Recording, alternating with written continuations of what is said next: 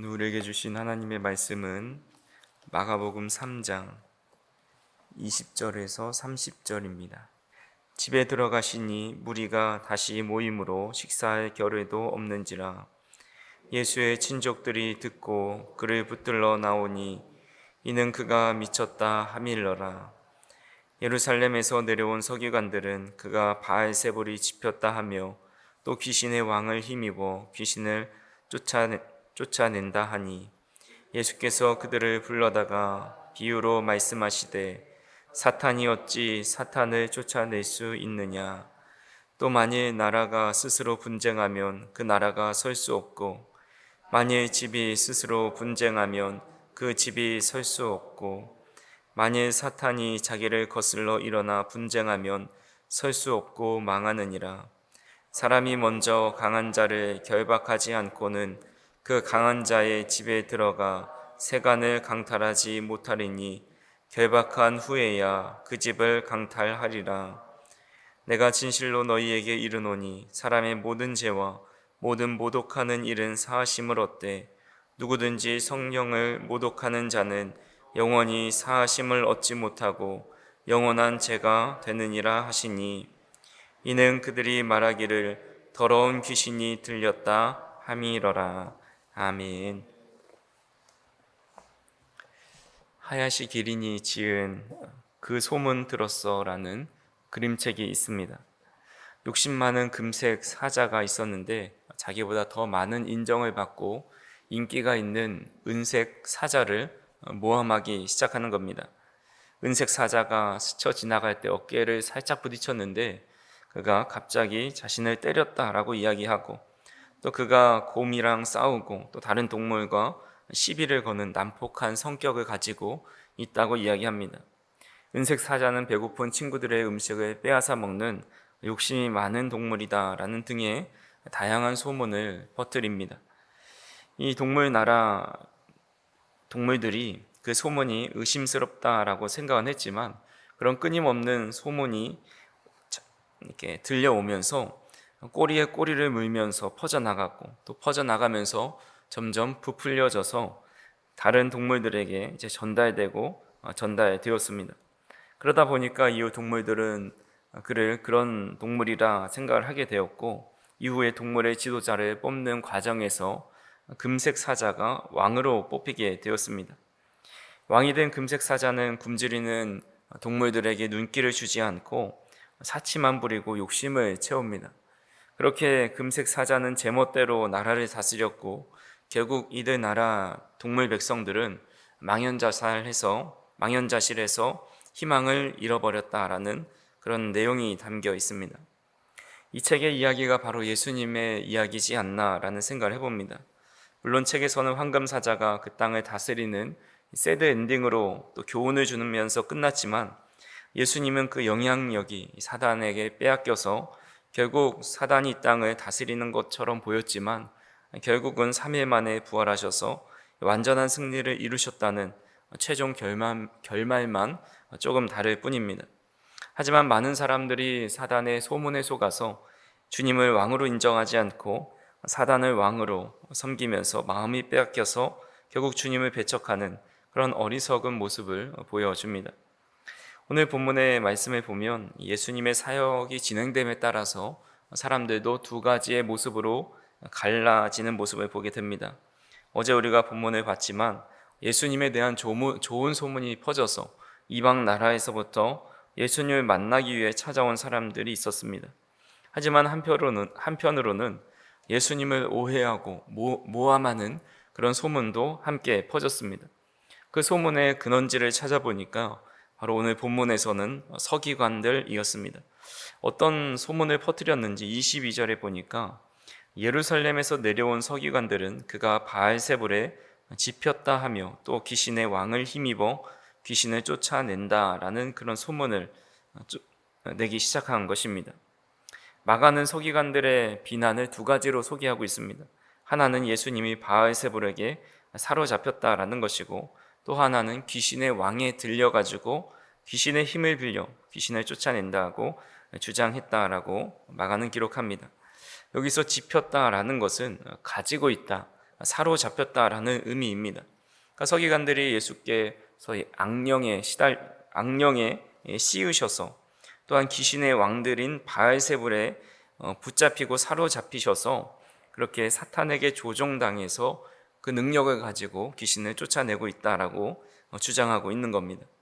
하지만 우리가 지금까지 예수님의 행적을 살펴보아서 알지만 예수님은 성령을 세례를 받으실 때 성령이 내려오셔서 성령으로 충만하셨던 분입니다. 성령의 인도하심을 따라 사역하셨고 사탄의 힘으로 귀신을 쫓아내신 것이 아니라 오히려 사탄에게 시험을 받으셨습니다. 가버나움 회당에서 귀신을 쫓아내실 때 귀신이 예수님께 하나님의 거룩한 자다라고 고백을 했고 더러운 귀신들도 하나님의 아들이라고 불렀습니다. 결국 서기관들은 예수님이 귀신 들려서 그 힘으로 귀신을 쫓아냈다고 주장했지만 실제로는 자신들이야말로 예수님을 주와 그리스도로 믿지 않음으로써 사단의 권세에 종노릇하면서 살아가고 있다라는 것을 보게 됩니다. 그래서 이들은 단순히 무지에서 예수님을 알아보지 못한 무지에서 이렇게 예수님을 모함하는 것이 아니라 예수님에 대한 시기와 질투 또 자신의 기득권을 빼앗길까 봐 두려워서 안 좋은 소문을 계속해서 내고 있는 것입니다. 이처럼 사실이 아닌 자극적인 소문이 한번 퍼지기 시작하니까 걷잡을 수 없이 퍼져나갑니다.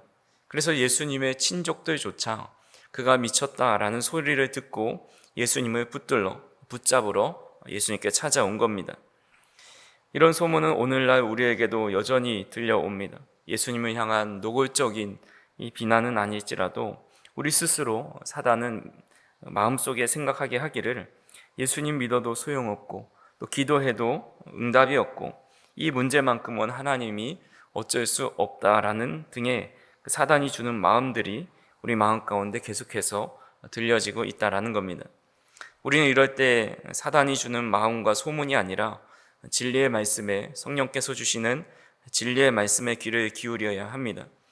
사람의 생각이 아니라 하나님의 말씀에 늘 기준을 두고 또 하나님께서 어떻게 예수님을 소개하시는지를 지켜봐야 한다라는 겁니다. 예수님께서 직접 하신 말씀에 따라서 그분이 하신 일이 어디서 비롯되었는지 우리는 깨닫게 되는데 23절에서 26절에 이렇게 말씀하십니다. 예수께서 그들을 불러다가 비유로 말씀하시되 사탄이 어찌 사탄을 쫓아낼 수 있느냐? 또 만일 나라가 스스로 분쟁하면 그 나라가 설 수 없고 만일 집이 스스로 분쟁하면 그 집이 설 수 없고 만일 사탄이 자기를 거슬러 일어나 분쟁하면 설 수 없고 망하느니라 라고 말씀합니다. 나라가 또 집이 사탄 자신이 내부에서 분열된다면 그것은 결국 멸망을 가져다 주는 것이지 세력을 강화하는 일이 아니다라고 말씀하는 겁니다. 그러니까 예수님이 사탄의 힘으로 귀신을 내쫓았다면 그 자체가 사탄의 나라를 무너뜨리는 행위가 되는 것이고 스스로 자기의 세력을 해치는 것이 된다라고 말씀하는 겁니다. 즉 예수님께서 귀신을 쫓아냈다라는 사실은 결국 그분이 사탄과는 전혀 반대쪽에 서 계시고 또 하나님의 일을 하고 계시다라는 증거가 된다라는 겁니다. 이에 대해서 마태복음의 병행 구절인 12장 28절에 이렇게 말씀합니다. 그러나 내가 하나님의 성령을 힘입어 귀신을 쫓아내는 것이면 하나님의 나라가 이미 너희에게 임하였느니라 라고 말씀합니다.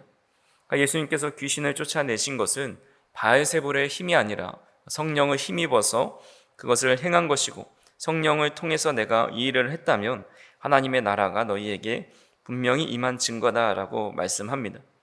그러니까 만약 예수님께서 자신의 능력만으로 이 귀신을 쫓아내셨다면 예수님의 죽음 이후에 아무도 그 귀신을 쫓아낼 수 없었을 것입니다. 하지만 성령께서 그 일을 하셨다라고 하셨기 때문에 지금도 그 성령께서는 우리 안에서 역사하셔서 우리 안에 사탄의 거짓된 소문과 또 유혹과 믿음을 흔드는 세력으로부터 승리하게 하신다라는 것입니다. 그래서 오늘도 헛된 소문과 두려움의 소리에 마음이 흔들릴 때에 우리 안에서 예수께서 성령의 능력을 힘입어서 귀신들의 역사를 쫓아내신 것처럼 우리 안에 성령께서 그 거짓된 소리를 내쫓으시고 진리의 말씀에 귀를 기울이게 하신다라는 사실을 꼭 믿으실 수 있기를 바랍니다. 그래서 우리 안에 성령께서 함께 하셔서 들려오는 마음속의 거짓된 소리를 물리치고 우리의 말씀을, 하나님께서 전해주신 말씀을 듣고 받아들이며 그것에 귀를 기울이며 살아가는 저 우리 성도님들이 되기를 간절히 소망합니다. 우리가 또 하나 살펴볼 것은 예수님께서 가장 큰 죄가 무엇인지에 대해서 말씀하고 있습니다. 우리 본문 28절에서 29절을 같이 한번 읽어보겠습니다. 내가 진실로 너희에게 이르노니 사람의 모든 죄와 모든 모독하는 일은 사하심을 얻되 누구든지 성령을 모독하는 자는 영원히 사하심을 얻지 못하고 영원한 죄가 되느니라 하시니. 이 구절에 보면 이제 주석 학자들이 성령을 모독하는 것에 대해서 그것이 과연 무엇을 의미할까라는 것에 대해 많은 논의를 했습니다. 근데 그 논의의 결론을 맺기가 참 쉽진 않습니다. 근데 28절에 보면 모든 모독하는 일, 그것이 하나님을 모독하는 것, 신성 모독에 해당됩니다. 그런데 하나님을 모독하는 일은 사하심을 얻는다라고 28절에 말씀하고 있는데 29절에 보시면 성령을 모독하는 자는 영원히 사하심을 받지 못한다라고 말씀하십니다. 이 구절을 보면 하나님은 모독해도 사하심을 받고 성령님을 모독하면 사하심을 받지 못하는가라는 생각을 하게 되고, 또 삼위일체 하나님을 믿고 있는데 성령님을 모독하는 것이 곧 하나님을 모독하는 것이 아닌가라는 그런 생각을 하게 됩니다. 이 질문에 대해서는 이 성령 모독하는 것이 단순한 말이나 또 행동의 실수가 아니라 성령의 역사와 감동을 알고도 고의적으로 지속적으로 그것을 거부하는 것에 있다라는 겁니다. 우리가 잘 알고 있다시피 베드로도 주님을 3번 부인했습니다. 사도 바울도 예수님을 믿는 그리스도인들을 붙잡아다 죽이는데 앞장섰습니다. 이들은 분명 예수님을 모독하는 자, 또 성령을 회방하는 자였습니다. 그런데 그들이 회개했을 때 주님은 용서하셨고 오히려 그들을 귀한 믿음의 사람으로 세워주셨습니다. 하지만 바리새인들과 또 서기관들, 종교 지도자들은 좀 달랐습니다. 그들은 예수님의 사역이 성령의 능력으로 행해지는 것을 보았음에도 불구하고 그것을 귀신의 역사라고 왜곡하고 거부하였습니다. 성령이 마음에 주시는 감동을 반복적으로 거절하고 또 끝내는 진리를 악으로 판단해서 끝끝내 받아들이지 않고 구원의 문을 스스로 닫아버렸다라는 겁니다. 그렇게 성령을 모독하는 죄는 현재 하나님 앞에 믿음을 가지고 있는 우리에게는 해당이 되지 않는 죄목이라 할 수가 있습니다. 때로는 이 말씀이 교회 안에서 목사의 말에 반대하고 또 교회 안에서 반대의 목소리를 낼 때에 성령을 모독하지 말라라고 이야기하는 분도 있습니다. 또한 그것을 그렇게 받아들여서 내가 교회에 안 좋은 마음을 품고 있고 목사에 대해 부정적인 마음을 가지고 있는 것에 대해서 성령을 회방하고 있는 것이 아닌가, 그런 생각을 하게 될 때가 있습니다. 하지만 성령을 모독하는 것은 그거와 다른 차원의 죄입니다. 우리가 주님 안에 거하고 있다면 그것은 절대 어떤 것도 절대 성령을 모독하는 죄를 지을 수 없다라는 것을 우리는 깨달아야 합니다. 왜냐하면 우리가 주님 안에 있으면 회개의 기회가 열려 있고 하나님의 뜻대로 돌이킬 수 있는 길이 열려 있기 때문입니다. 하지만 성령을 모독하는 죄는 지속적으로 주님을 떠나게 되고 계속해서 죄 가운데 나아가고 또 주님 성령께서 주시는 그 음성을 듣지 않는 것들이 계속해서 지속되어서 결국 주님을 거부하는 또 반대 세력에 거하게 되는 것이 바로 성령을 모독하는 죄다라는 것입니다.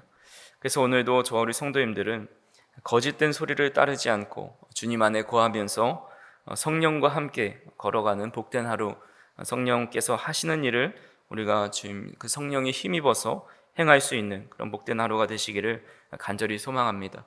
특별히 오늘 유치부부터 청소년들까지 우리 수련회를 1박 2일로 떠납니다. 우리 기도하실 때에 좋은 날씨 이렇게 주셨는데 좋은 날씨 속에서 우리 아이들이 믿음 가운데 더욱더 성장할 수 있는 시간, 또 안전하게 잘 다녀올 수 있는 시간 기도해 주시고 섬겨주시는 교육자와 선생님들에게 건강함과 성령의 충만함을 달라고 함께 기도해 주시기를 간절히 소망합니다. 기도하시겠습니다. 사랑과 은혜가 풍성하신 하나님 아버지, 오늘도 우리가 성령을 모독하는 자리에 있지 않고 성령님과 함께하면서 그 믿음의 길을 걸어갈 수 있는 은혜를 더하여 주시니 감사를 드립니다. 거짓 소문으로 혼란스러운 이 세상 속에서도 우리 마음속에 성령의 진리가 살아 계셔서 우리를 늘 올바른 길로 인도하여 주시니 참으로 감사를 드립니다.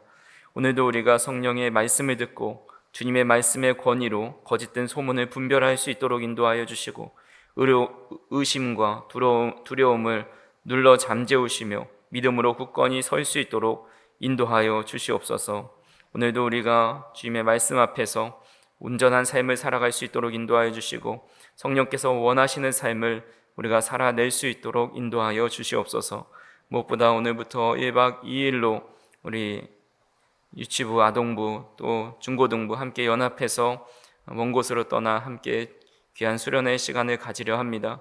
오고 가는 길 안전하게 지켜보호해 주시고 우리 참여하는 우리 모든 귀한 아이들 주님의 은혜 가운데 주님의 복을 누리며 또 평안을 누리며 믿음이 더욱더 견고해질 수 있는 귀한 시간 될 수 있도록 인도하여 주옵소서.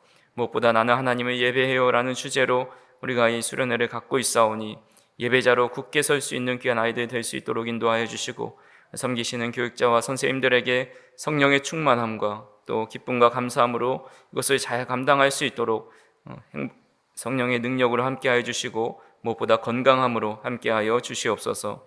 오늘도 기도하는 이 시간 우리가 더 성령의 충만함을 받아 세상의 소리에 귀를 닫고 또 주님의 음성에 귀를 기울일 수 있는 시간 될 수 있도록 인도하여 주시고 사랑하는 성도님들 무엇을 하든지 어디에 있든지 늘 하나님의 은혜 속에 살아갈 수 있도록 인도하여 주시옵소서. 예수님의 이름으로 기도하옵나이다. 아멘.